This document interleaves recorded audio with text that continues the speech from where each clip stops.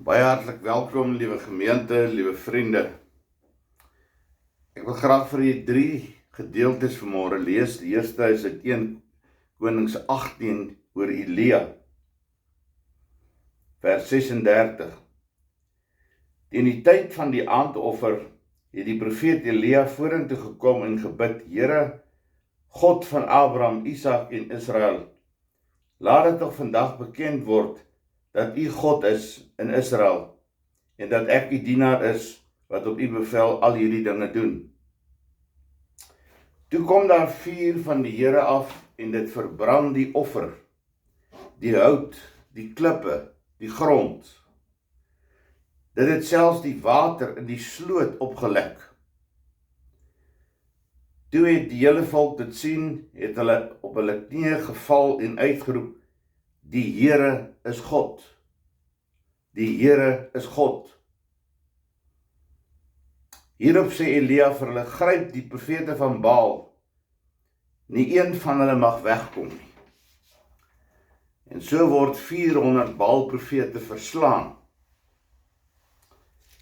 Maar net daarna kry Elia die boodskap dat die koning Agab se vrou hom wil doodmaak. En hy vlug die woestyn in. En as hy die woestyn invlug,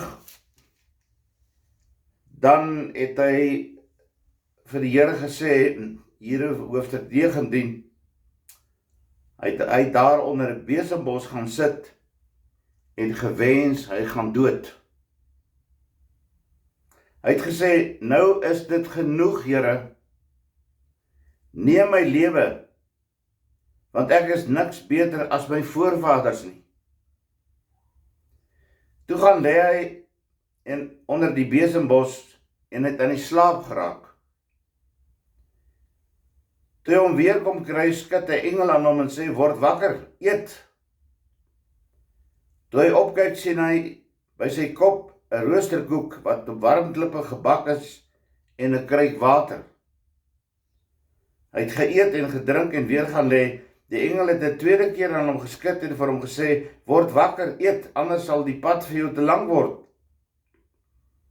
Toe staan hy op en hy eet, en deur die krag van die kos kon hy 40 dae en 40 nagte lank loop tot by Horeb, die berg van God. En daar weet ons, het die Here met hom gepraat in die fluistering van 'n aandwindjie. Ek wil 'n tweede gedeelte vir u lees uit die boek Jona. U ken die verhaal van Jona, hoe dat Jona nie die opdrag van die Here wou uitvoer nie, en dat hy wegvlug. Hy wil nie na Ninive toe gaan om te sê: Julle moet julle bekeer nie. En so beland hy op 'n skip. Daar kom 'n geweldige storm. En die skip slaan om. En almal word gered. En Jona besluit, hy vlug die woestyn binne. Toe laat die Here God 'n komkommerplant opkom. En dit het bo oor Jona gerank om skaduwee te gee vir sy kop en om hom van sy misnoë te bevry. Jona was baie bly hieroor. Die volgende môre met dagbreek laat God toe 'n wurm kom, en dit het aan die komkommerplant gevreet sodat dit verdroog het. Toe die son opkom, het God 'n skroeiende sterk wind uit die ooste laat waai. Die son het vir Jona op sy kop gesteek en hy het baie kwaad, baie swak geword en gewens om liewes te sterwe. Hy het gesê: Dit is vir my beter om te sterwe as om te lewe. Jy onthou Job het ook gesê: Ek wens ek was nooit gebore nie. Dan wil ek vir julle 'n gedeelte lees uit die Nuwe Testament, bekende gedeelte ook oor Paulus, waar Paulus eintlik vir die mense sy curriculum vitae uitstel. Hy sê, en nou praat ek asof ek van my verstand af is. Ek het harder gewerk, ek was meer in die tronk, ek was meer dikwels geslaan, ek was dikwels in doodsgevaar. 5 maal het ek van die Jode die gebruikelike straf van 39 houe gekry. 3 maal het ek lyfstraf gekry. En 1 maal is ek met klip gegooi. 3 maal het ek skipbreek gelei. En 1 maal het ek 'n dag en 'n nag in die oop see deurgebring. En bietjie verder sê hy, as daar dan geroem het word, sal ek roem, maar dan oor my swakhede. Die God en Vader van die Here Jesus weet dat ek lieg nie. Aan hom kom die lof toe, tot in ewigheid. Ek lees 'n verhaal, ware verhaal van 'n dorpie Flagstaff. En die dorpie was 'n idilliese dorpie. Vakansiegangers het van heinde en verre gestroom om te kom kyk hoe lyk dit in die dorpie en die omgewing. Pragtige natuurskoon. Toe het die stadsmeesters besluit, hulle gaan 'n groot dam bou in die middel van die rivier. En almal het besef dat as die dam vol is, en hy begin oorloop, is die dorpie daarmee heen. En dit sou nie baie lank duur nie, want dit reën geweldig baie dag. Nou hoekom hulle so simpel besluit geneem het, weet nigter alleen. En die mense van die dorpie het begin geweldig negatief raak. Wat die dorpie eers 'n skoon dorpie was, pragtige natuurskoon, netjies, goed versorg, het die mense sommer papiere begin rondgooi, by die vensters uitgegooi, begin mors op die strate, nie omgegee wat in die dorpie aangaan nie. En binne 'n klein rukkie het die dorpie maar eintlik gelyk soos 'n vullishoop. Toeriste het nie meer gekom nie. En die mense van die dorpie het 'n baie negatiewe houding ingeneem. Want hulle het gesê, ag wat, een van die dae is die dam vol, en dan is dit ook die einde van ons. Hulle het net oorgegee. Ek kyk dinsdag in die gym, sien ek 'n jong seun, hy moet tog seker op skool wees. Hy het net een been, maar hy oefen. Ek stap toe na hom toe en sê ek van my maat, weet nie wat het met jou gebeur nie, maar ek haal my hoed vir jou af. Dankie oom. Maar hy is vasberade. En ek sien hom gereeld daar. Dis nie maar net die een enkele keer nie. In Lukas 12 vers 23 kom Lukas en hy vra die vraag, 'n vraag wat ek en jy ook moet vra. Vul in, die lewe is vir my die moeite werd. Die lewe is vir my bitter sleg. Die lewe is vir my net 'n gemors. Die lewe is vir my net 'n tyd wat ek baie vinnig wil verbykry, want dit gaan nie goed met my nie.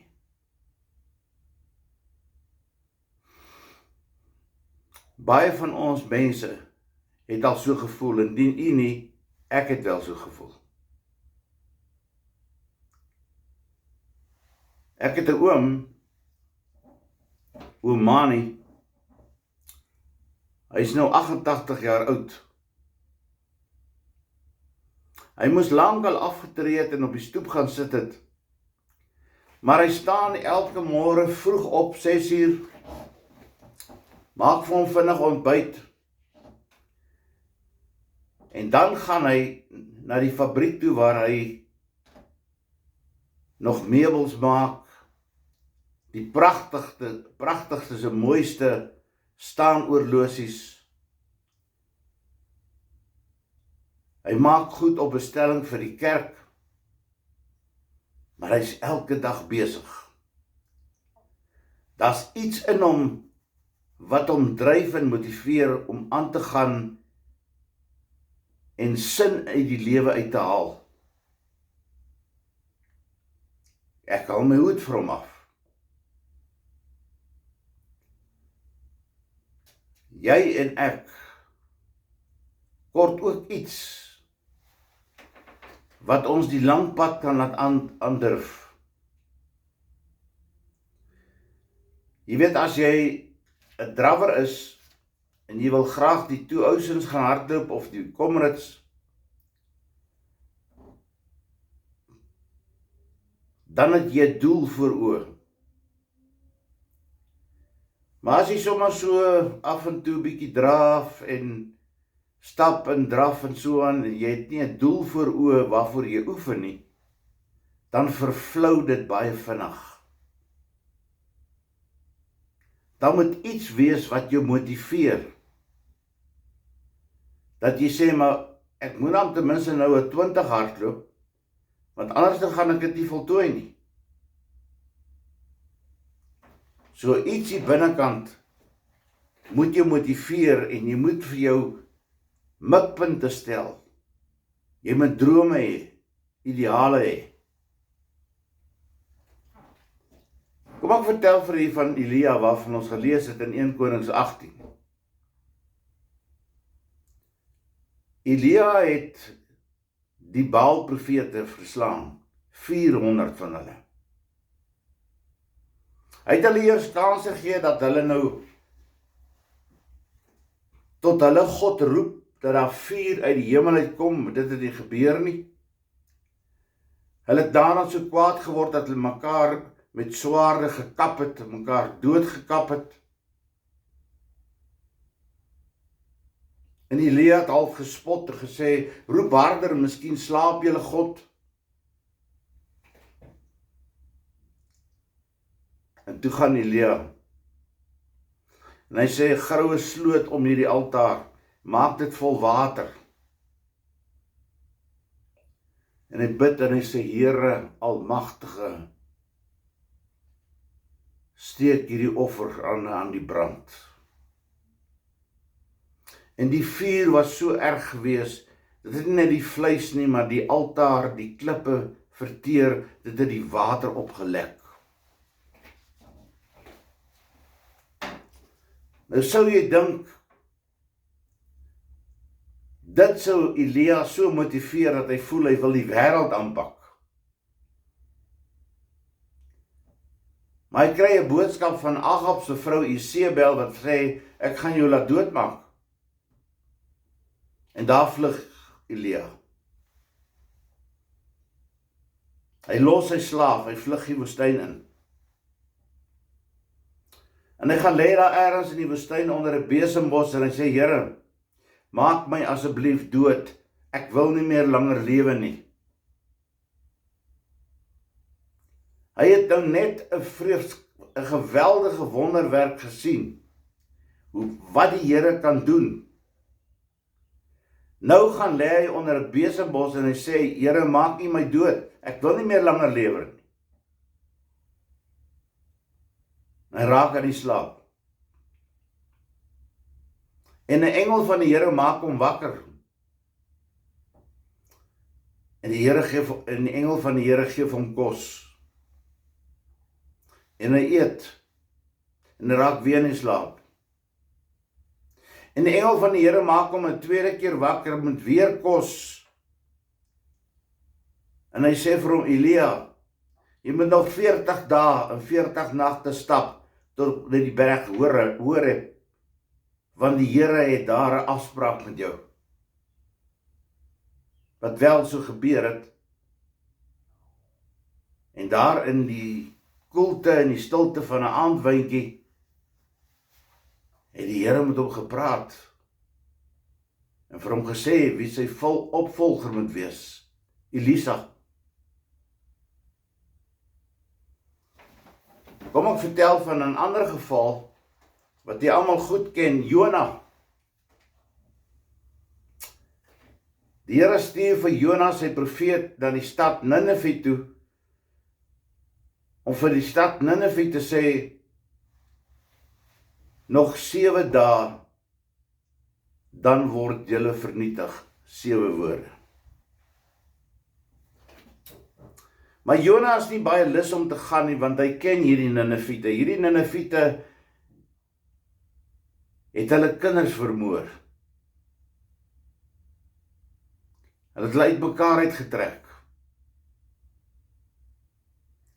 En hy sit met hierdie wrok in sy hart. Hoe kan die Here nou sê, hy moet vir die Ninivite sê, hulle sal gered word. Hy wil hê, die Here moet sê, gaan sê vir die Ninivite, oor 7 dae gaan ek julle doodmaak.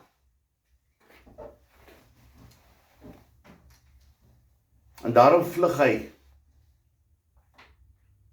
Hy vlug na Tarsus. En dan kom daar 'n geweldige storm. En jy ken die verhaal.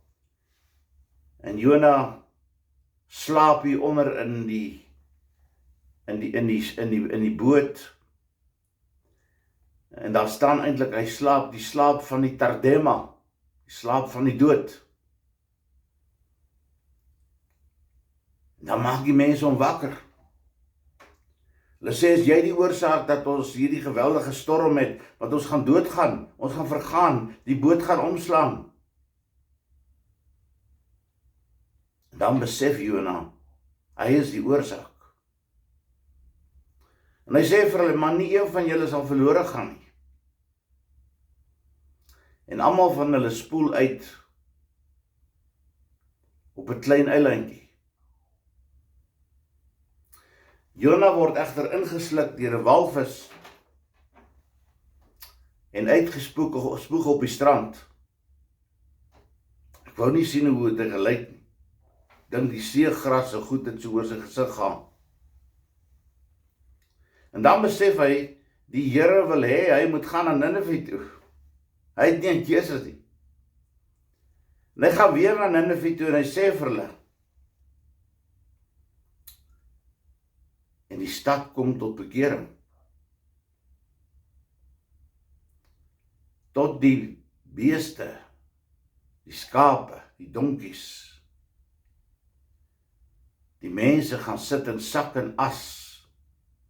Hulle bely hulle sondes. En die hele stad Ninive word gered. En Jona is kwaad. Want hy het gedink die Here gaan dit bydien doen. En hy stap ook soos Elia die woestyn binne. En al wat hy kon kry vir koelte was 'n komkommerplant. Nou dit is maar soos 'n ivy. En hy gelê met sy kop onder die ivy. Vir 'n bietjie koelte, want die son is warm. En die volgende dag stuur die Here 'n sterk wind en 'n son wat die ivy en die komkommerplant doodbrand. En Jona wil ook sterwe. Hy wens, hy kan doodgaan. Maar die Here het nog vir hom werk. Die Here het nog vir hom werk.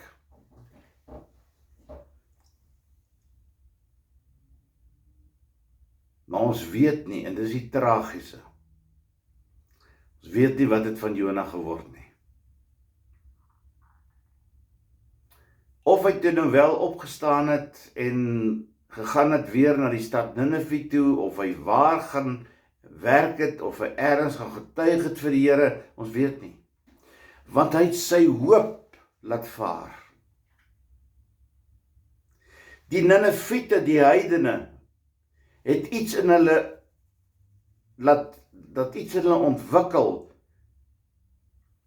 wat hulle laat besluit het, hulle moet luister na hierdie God van Jona, en daarom is hulle gered.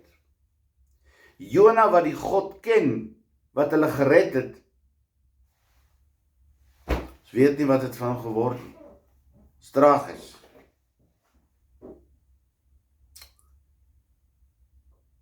Ek wil vir die uit die Nuwe Testament vinnig aanhaal Paulus.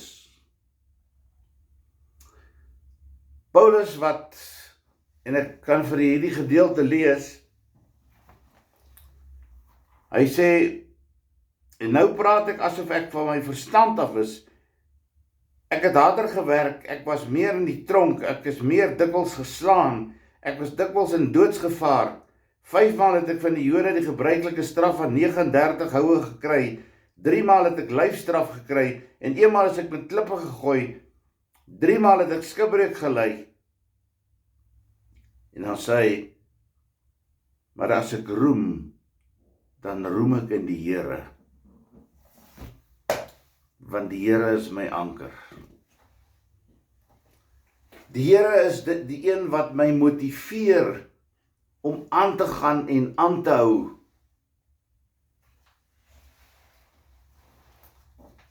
Ek wil vir u sê, vriende, ons almal het al ups en downs beleef. Ons almal het al tye beleef wat jy voel, ek kan net nie meer nie, ek wil nie meer nie. Miskien het jy ook gesê, ek wens die Here wil my kom haal. Ek wens die Here wil 'n einde maak aan my lewe. Maar daar is nie 'n geheime pad wat die spitstyd verkeer van die lewe kan ontkom nie. Daar is nie. Jy voel jy wil moed opgee. Jy voel jy wil 'n einde maak aan jou lewe. En dan is dit die vraag wat ek net uit Lukas 12 uitgehaal het. Die lewe is, wat is die lewe vir jou? Wat laat jou aangaan? Wat laat jou nog elke môre opstaan en werk toe gaan, al is jou werk nie vir jou te lekker nie? Al is jou omstandighede hoe sleg? Al het die mense aan die dood afgestaan, al het jy 'n seun verloor, 'n dogter verloor, al is jou gesondheid sleg, wat laat jou elke môre opstaan?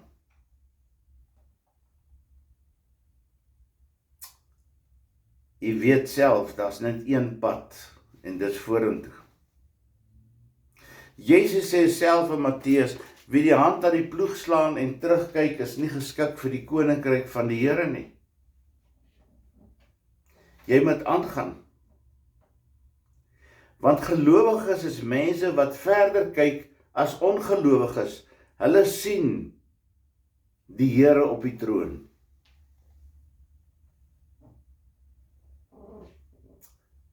Interessant is daar 'n navorsingsstudie gedoen in die Joodse konsentrasiekamp. En daar is onder andere gekyk, hoekom is daar mense wat wil lewe en ander mense wat eerder graag wil doodgaan. En die mense wat wil lewe, is mense wat hoop gehad het. Hoop om my vrou, my man, my vriend, my kind te sien, my pa te sien. Dis die mense wat oorleef het. Is daai hoop wat hulle in hulle hart gehad het. En dan moet jy onthou dat Christus ons enigste hoop is, né? Want Christus is die waarmaker van dinge. Christus is die een wat die slegte goed in jou lewe kan verander Jy gaan dalk deur 'n geweldige tyd van beproewing. Maar hy is almagtig, hy kan. Hy laat dinge verander.